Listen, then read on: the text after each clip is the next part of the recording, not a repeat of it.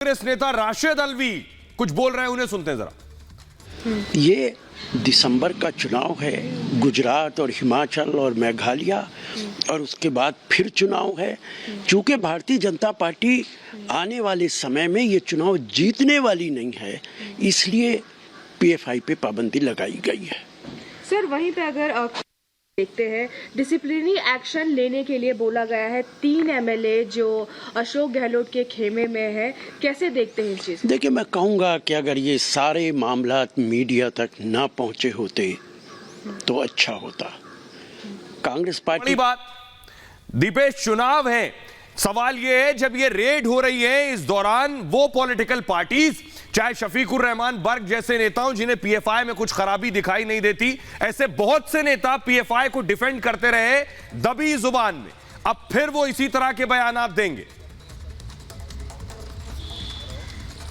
देखिए सुहेल, अनर्गल वार्तालाप है और ये आप इसे इस तरह से भी देख सकते हैं कि विधवा विलाप एक तरह से है और ये इस तरफ इशारा करता है कि लगातार जिस बात का हम जिक्र कर रखे हैं कि आपको अपने राजनीतिक बैकग्राउंड से ऊपर उठकर, अपने सामाजिक बैकग्राउंड से ऊपर उठकर राष्ट्र सर्वोपरि की भावना के लिहाज से अपनी बयानबाजी करनी चाहिए, अपनी बात रखनी चाहिए। और पीएफआई ये किसी समाज से जुड़ा हुआ संगठन नहीं था, राष्ट्र विरोधी गतिविधियों में इसका इन्वॉल्वमेंट था और यही कारण है कि जब राष्ट्रीय सुरक्षा को कहीं ना कहीं पीएफआई से खतरा दिखाई दे रहा था, तब एनएसए अजीत डोभाल इसकी रिस्पॉन्सिबिलिटी लेते हैं। 1 महीने तक होमवर्क होता है, बैठकें होती है, तमाम इनपुट्स जुटाए जाते हैं और उसके बाद फिर एक संयुक्त कार्रवाई होती है, तब जाकर पीएफआई को बैन किया जाता है। एकाएक नहीं हो जाता है, ये ऐसा नहीं हो जाता है कि आए और ऊपर से जाकर के बैन कर दिया। इसके पीछे एक बड़ा होमवर्क होता है और वो होमवर्क इस बात की तरफ इशारा करता है कि पीएफआई का लगातार जो इन्वॉल्वमेंट है, बिल्कुल, और यही बात उस सरकारी गजट में भी कही गई है जिसके तहत बैन किया गया है पीएफआई को।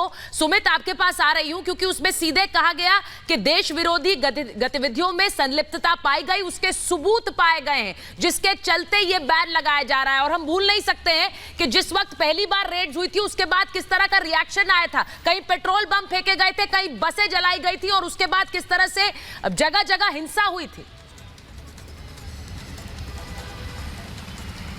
बिल्कुल सुचारिता, और जिस गजट का आप जिक्र कर रही हैं इसमें इंपॉर्टेंट है और उन तमाम पॉइंट्स को हाईलाइट किया गया है। बताया गया है कि बांग्लादेश से लेकर आईएसआईएस तक कनेक्शन रहे हैं। कई उदाहरण ऐसे सामने आ चुके हैं। सिमी के जो संस्थापक रहे वो पीएफआई के अंदर जो है संस्थापक बने हैं। लगातार युवा हों, बेरोजगार हों, छात्र हों, वकील हों, अलग अलग धड़े के लोग हों, उन्हें इस संगठन के अंदर जोड़ा गया, उनके ब्रेन वॉश को करने की कोशिश की गई है। भारतीय लोकतांत्रिक व्यवस्था को चोट पहुंचाने की कोशिश, ऐसे कई उदाहरण देखने को मिले हैं। ये वो तमाम पॉइंट्स हैं जो इस गजट के अंदर मेंशन किए गए हैं और हम लगातार जब इन तमाम चीजों का जिक्र कर रहे हैं, आपको याद होगा सुचरिता, जब फुलवारी शरीफ के अंदर 2047 तक किस तरीके से इस्लामीकरण करना है उसका पूरा एक डॉक्यूमेंट मिलता है। इसका भी जिक्र जो है इसमें पूरी तरीके से सामने आ रहा है। और वहीं से क्योंकि प्रधानमंत्री नरेंद्र मोदी बिहार जाते हैं और उनके रैली के, उनके दौरे के दौरान उन्हें किस तरीके से टारगेट करने का प्लान किया जा रहा था, ये वो तमाम चीजें हैं जिसके बाद इस एक्शन को और तेजी के साथ आगे बढ़ाया गया। और जैसा मेरे सहयोगी दीपेश यहां पर जिक्र कर रहे थे कि उन तमाम बैठकों का दौर चला और उसके बाद सबूतों को जुटाया गया है। एक यहां पर बैन नहीं हो गया है और वो लोग जो इस वक्त इसकी मुखालफत कर रहे हैं, जो इसका विरोध कर रहे हैं, उन्हें यह समझना होगा कि इस देश के अंदर किसी भी तरीके की कोई चीज आप पर थोपी नहीं जा सकती। आपके पास बहुत से रास्ते जो हैं वो खुले हुए हैं। अगर शफीकुर रहमान इस बात का जिक्र कर रहे हैं कि यह गलत हो रहा है और सिर्फ जो है राजनीतिक मंशा के साथ हो रहा है, तो क्या वो कोर्ट का रास्ता अपनाएंगे? बिल्कुल, और जिस तरह से देश सर्वोपरि है, देश की सुरक्षा सर्वोपरि है, ये याद रखना चाहिए। सुमित,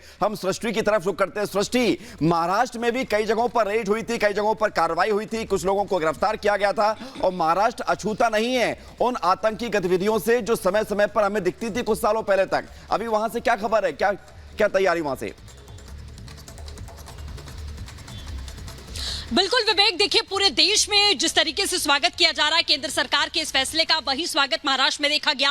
डिप्टी सीएम देवेंद्र फडणवीस ने कल बयान दिया और आज मुख्यमंत्री एकनाथ शिंदे ने बयान दिया। लेकिन सबसे बड़ी बात यह है कि इस पूरे मामले को लेकर एकजुटता क्यों दिखाई नहीं दे रही है। तमाम जो राजनीतिक दल हैं, चाहे वो शफीकुर रहमान बर्ग की बात करें, समाजवादी पार्टी की बात करें या कांग्रेस पार्टी की बात करें, इनको क्या यह ख्याल नहीं आता कि जो देश के बाहर की आतंकी ताकतें हैं उनसे हम लड़ने की कोशिश करते हैं, लेकिन जो लोग भीतर घात लगाए बैठे हैं, यानी कि जो संगठन जो देश के भीतर बैठकर देश को ही खोखला करने की कोशिश करते हैं, ऐसी कुंठित मानसिकता को क्या खत्म करने में केंद्र सरकार का साथ नहीं देना चाहिए? क्या वो देश का भला नहीं चाहते हैं? देश में लगातार आतंक बढ़ रहा है और पीएफआई ऐसा संगठन रहा, चाहे केरल हो या फिर महाराष्ट्र हो, भोपाल हो, गुजरात हो, पश्चिमी उत्तर प्रदेश हो, जहां पर सबसे ज्यादा पीएफआई की गतिविधियां ऐसी बढ़ती रही। क्या इन्हें, और यही वजह है जो बात आप कह रही हैं सृष्टि, कि गृह राज्य मंत्री अजय मिश्र टेनी भी यही कह रहे हैं कि पीएफआई की गतिविधियों के बाद ही पीएफआई पर एक्शन लिया गया है। उनका कहना है पीएफआई खतरनाक संगठन है, यह कहना है गृह राज्य मंत्री का। सुनिए जरा क्या कुछ कह रहे हैं अजय मिश्र टेनी।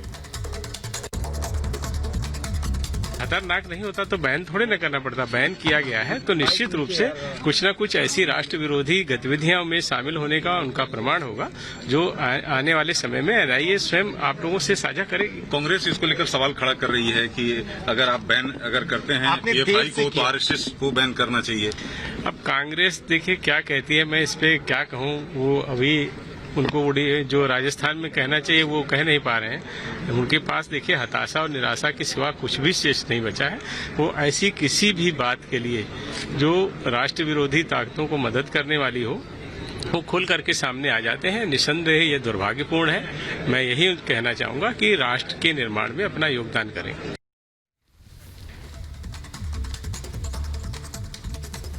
तो सरकार ने पीएफआई पर 5 साल का बैन लगा दिया है। पीएफआई ही नहीं, उसके सहयोगी 8 संगठनों पर भी सरकार ने बैन लगाया है। यूएपीए की धाराओं के तहत पीएफआई पर यह बैन लगाया गया है। ये पूरी रिपोर्ट देखिए।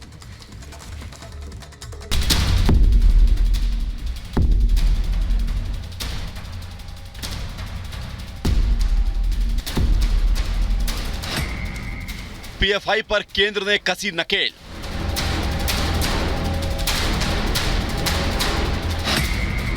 पांच साल का लगा प्रतिबंध।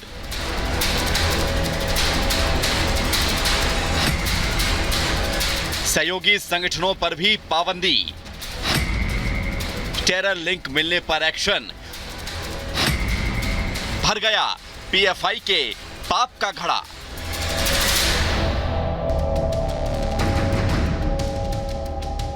पहले ताबड़तोड़ छापेमारी, फिर एक के बाद एक गिरफ्तारी और अब बड़ा एक्शन। केंद्र सरकार ने पीएफआई पर नकेल कसने के लिए बड़ा कदम उठाया है।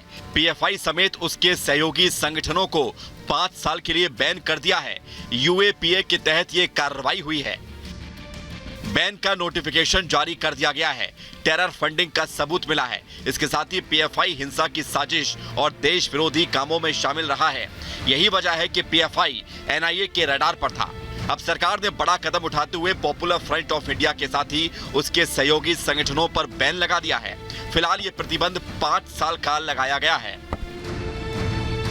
बीते कई दिनों से लगातार छापेमारी के बाद गृह मंत्रालय ने बड़ा एक्शन लिया है। पीएफआई के 8 सहयोगी संगठनों पर भी ताला लगाया गया है। जिन सहयोगी संगठनों पर बैन लगाया गया है उनकी अगर बात करें तो rehab India foundation, campus front of India, all India imam council, national women's federation, empower India foundation, rehab foundation, junior front और national confederation of human right organisation हैं। जो मुस्लिम तुष्टीकरण की नीति में अंधी जो कांग्रेस और जो कांग्रेस की कोख से जन्मी पार्टियां थी, उनको राजनीतिक प्रसर देने का काम वो लोग कर रहे थे। अब भारत सरकार ने एक अभूतपूर्व निर्णय लिया है, स्वागत योग्य फैसला है। मसला यही है कि कोई भी रूलिंग पार्टी के खिलाफ अगर कोई पार्टी खड़ी होगी तो वो अपना अंजाम जेल समझ ले। लंबे समय से पीएफआई पर बैन की मांग चल रही थी क्योंकि इसका मकरजाल देश के कोने कोने में फैला हुआ है।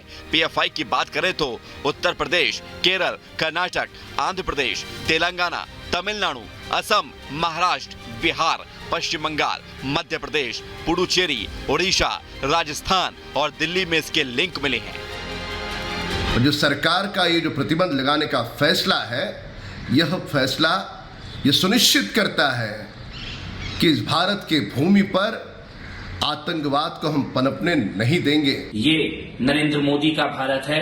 यहाँ पे अब सपोलों को दूध नहीं पिलाया जाता है, बल्कि सांपों के फन को कुचल कर रख दिया जाता है। मर्डर, हिंसा, दंगा और आतंक को फंडिंग पीएफआई का एजेंडा था। इसी को देखते हुए ये कार्रवाई की गई है। लेकिन बड़ा सवाल यह है कि इस एक्शन का असर कितना दिखेगा, क्योंकि इससे पहले सिमी पर भी इन्हीं गतिविधियों में शामिल रहने की वजह से बैन किया जा चुका है, जो पीएफआई के रूप में सामने आया। Bureau report, Republic Bharat.